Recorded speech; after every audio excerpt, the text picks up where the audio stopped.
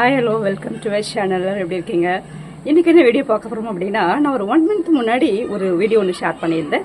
So அதில் மெயினாக என்ன போட்டிருந்தேன் அப்படின்னா, ஒரு சிம்பிளாக ஒரு ஹேர் கலரிங் ஒன்று போட்டிருந்தேன். ஹேர் கலரிங் பற்றி போட்டிருந்தேன். அது வந்து ஒரு கெமிக்கல் ஃப்ரீ ஹேர் டைன்னு சொல்லிட்டு போட்டிருந்தேன்.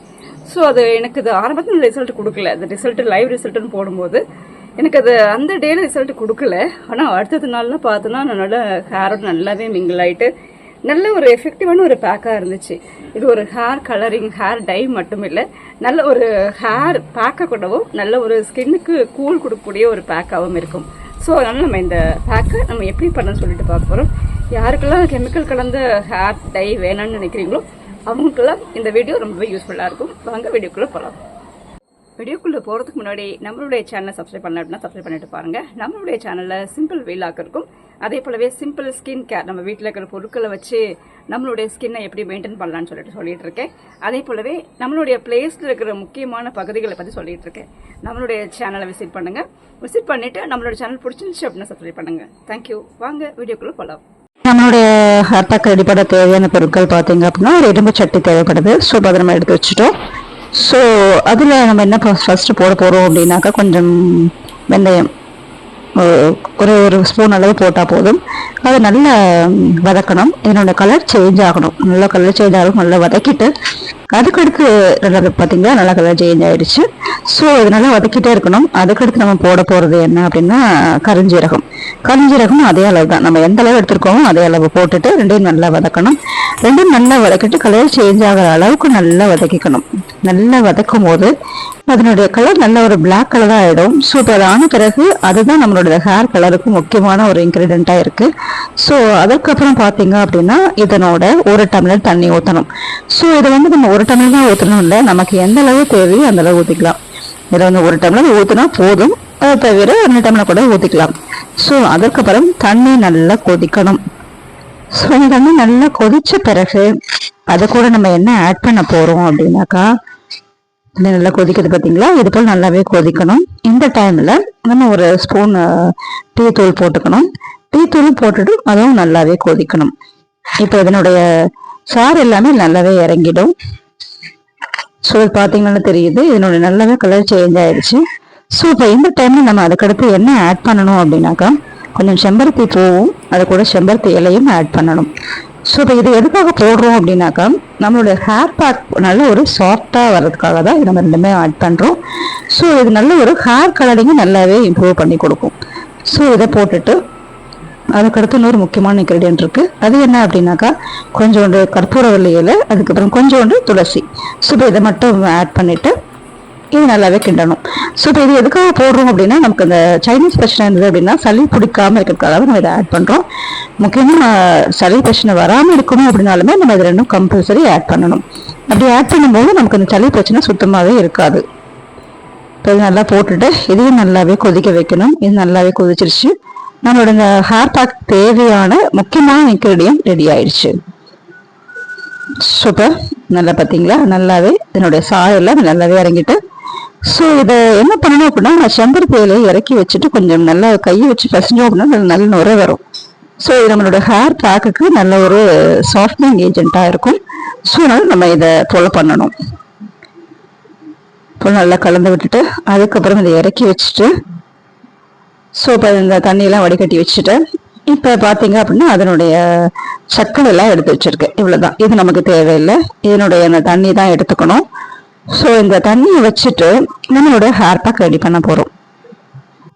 இப்போ நம்மளுடைய பேக் ரெடி பண்ணுறதுக்கு தேவையான பொருட்கள் பார்த்தீங்க அப்படின்னா, 1 ஸ்பூன் மருதாணி பவுடர், 1 ஸ்பூன் அவரிப்பொடி எடுத்துக்கிட்டு அதை நல்லா போட்டுட்டு நம்ம தண்ணி எடுத்து வச்சுட்டோம் இல்லைங்களா, அதோட அதை ஆட் பண்ணிக்கணும். இதில் முக்கியமாக என்ன ஒரு பொருளை ஆட் பண்ணணும் என்ன அப்படின்னாக்கா, முக்கியமாக நம்ம ஒரு முட்டை எடுத்துட்டு அதில் இருக்கிற வெள்ளைக்கரு மட்டும் போட்டுக்கணும். இது மஞ்சக்கரு போட்டால் ஸ்மெல் வரும் அப்படிங்கிறதுனால இதை மட்டும் போட்டால் போதும். இது நல்ல நம்மளோட ஹேர் பேக்குக்கு ஒரு நல்ல ஒரு சாஃப்டிங்காக இருக்கும். ஸோ அதுக்காக தான் இந்த முட்டையோடைய வெள்ளைக்கருவை ஆட் பண்ணுறது. ஸோ அதுக்கப்புறம் பார்த்தீங்க அப்படின்னாக்கா, இதில் நம்ம பேக் ரெடி பண்ணி வச்சிட்டோம். நம்மளுடைய பேக் ரெடி பண்ணிட்டு வந்துட்டோம். ஸோ இப்போ நம்ம இந்த பேக் போடலாமா? ஸோ பார்த்தீங்கன்னா, நான் இப்போ போன வாட்டி போடும்போது ஒரு கையில் மட்டும் க்ளவுஸ் போட்டிருந்தேன். ஸோ இப்போ இந்த வாட்டி போடும்போது 2 கையிலையும் போடுறேன். ஸோ நான் இந்த உங்களுக்கு ரெஃபரன்ஸ் வேணும் அப்படின்னா அந்த வீடியோ பார்த்துக்கோங்க. ஸோ இப்போ நான் இதை பேக் போடும்போது என்ன விதமான பெனிஃபிட்ஸ் இருக்கும் பார்த்தீங்க அப்படின்னா, இது ஒரு ஹேர் கலரிங் பேக் மட்டும் கிடையாது.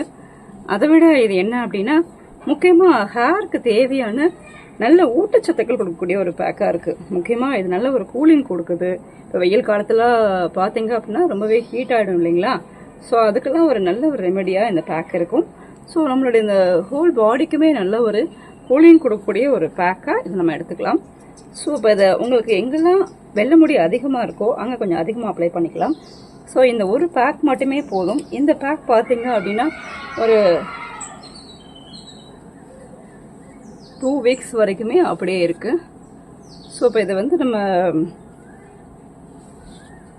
போட்டோம் அப்படின்னாலே ஹேர் நல்ல ஒரு சாஃப்டாக இருக்குது. அதே போல் நல்ல ஒரு நம்ம ஒரு பெரிய பெரிய கம்பெனிஸில் ஹேர் பேக் வாங்கி போடும்போது அதெல்லாம் கெமிக்கல்ஸ் ஆடாக இருக்கும், அதனால தான் போடுறதில்ல. ஸோ அந்த எப்படி ஒரு ரிசல்ட் கொடுக்குமோ அந்த ரிசல்ட் கொடுக்குது. ஸோ இதை நான் நிச்சயமாக இதை நல்லா அதை அப்சர்வ் பண்ணேன். நல்ல வெயிலில் போகும்போது நல்ல ஒரு ஷைனிங்காக இருக்குது. எல்லாருமே கேட்டாங்க என்ன பேக் போட்டிங்க, நல்ல ஒரு பர்கண்டி கலரில் இருக்குன்னு சொல்லிட்டு சொன்னாங்க. இது நல்ல ஒரு பேக்காக இருக்குது. நீங்கள் இதை ட்ரை பண்ணிங்க அப்படின்னா ஹேர் ஃபால் ரெடியூஸ் ஆகும். பொதுவாகவே இந்த ஹேர் ஃபால் ஆகிறதுக்கு என்ன ரீசன் அப்படின்னா ஹீட் ஆகிறது தான், பாடி ஹீட் ஆகிறது தான். ஸோ பாடி ஹீட் ஆகிறது ஆட்டோமேட்டிக்காக குறைஞ்சி இந்த பேக் போடும்போது. ஸோ அதை விட முக்கியமாக இப்போ சில பேர் கேட்கலாம், ஹேர் பேக்லாம் போடும்போது முக்கியமாக வந்து சளி பிடிக்குமே இப்படி சொல்லிட்டு கேட்கலாம். சளி பிடிக்காது. ஏன்னா இப்போ பார்த்தீங்க அப்படின்னா நான் இப்போ ரீசெண்டாக ஒரு ரிசர்ச் ஒரு ஸ்டடி ஒரு ஆர்டிக்கல் படித்தேன். அதில் என்ன போட்டிருந்தது அப்படின்னா, யாருக்கெல்லாம் நரைமுடி சீக்கிரமாக வரும் அப்படின்னாக்கா முக்கியமாக நிறைய ஸ்ட்ரெஸ் இருந்தால் வரும். அது போல் பாடி ஹீட் ஆகும்போது தான் நரைமுடி அப்படிங்கிறது அதிகமாக வரும்னு சொல்லிட்டு சொல்கிறாங்க. ஸோ அதெல்லாம் உண்மைதான். நான் அதை போன டைம் போடும்போதே பார்த்தோன்னா நல்ல வெயிலில் தான் போட்டேன், இருந்தாலுமே அது சளி பிடிக்கவே இல்லை. அது போல் நம்ம அதில் போட்டிருக்க இன்க்ரீடியன்ஸ் கூடவும் சளி பிடிக்காமல் இருக்க ஒரு சான்ஸாக இருக்கலாம். ஆனால் நான் முக்கியமாக பாடியில் ரொம்ப ஹீட் இருக்கிறவங்களுக்கு கூடவும் இந்த பேக் போடும்போது சளி பிடிக்காது. ஸோ அதனால் இந்த பேக்கை நம்பிக்கையாக போடலாம். ஒன்றும் பயப்பட வேண்டாம். சளி பிடிச்சிடுமோ, சைனஸ் ப்ராப்ளம் வந்துடுமோ அப்படின்னு சொல்லிட்டு பயப்பட வேண்டாம். இது நம்ம ஹேருக்கு தேவையான ஊட்டத்தை கொடுக்கக்கூடிய ஒரு முக்கியமான பேக். அதனால் நமக்கு நல்ல ஒரு சேஞ்சஸ் இருக்கும் ஹேரில். இதை அப்ளை பண்ணிவிட்டு ரொம்ப கூட வைக்கணும்னு அவசியம் இல்லை. இதில் போட்டிருக்க விஷயங்கள் எல்லாமே இமீடியட் ரெமெடி கொடுக்கக்கூடிய பொருட்கள் தான். ஸோ அது 1/2 ஹவர்லேருந்து 1 ஹவர் மட்டும் வச்சாலே போதும். அதோட நம்ம ஒரு மைல்டான ஒரு ஷாம்பு போட்டு வாஷ் பண்ணிட்டு வந்துட வேண்டியதான். நான் இப்போ இதை முக்கியமாக எங்கெல்லாம் அப்ளை பண்ணுமோ அங்கெல்லாம் அப்ளை பண்ணிட்டேன். உங்களுக்கு இதை ஹேர் ஃபுல்லாக வேணும்னு அப்ளை பண்ணலாம். நான் இப்படி தான் அப்ளை பண்ணுவேன். நீங்கள் இதை ஹேர் ஃபுல்லாக வேணும்னு அப்ளை பண்ணிக்கலாம். அதுக்கு தகுந்த போல் அளவாக நீங்கள் எடுத்துக்கணும். அவ்வளோதான். இப்போ இந்த ஹேர் பேக் போட்டுட்டு ஒரு 1/2 மணி நேரம் 1 மணி நேரம் கழிச்சுட்டு வாஷ் பண்ணிட்டு வந்து பார்க்கலாம்.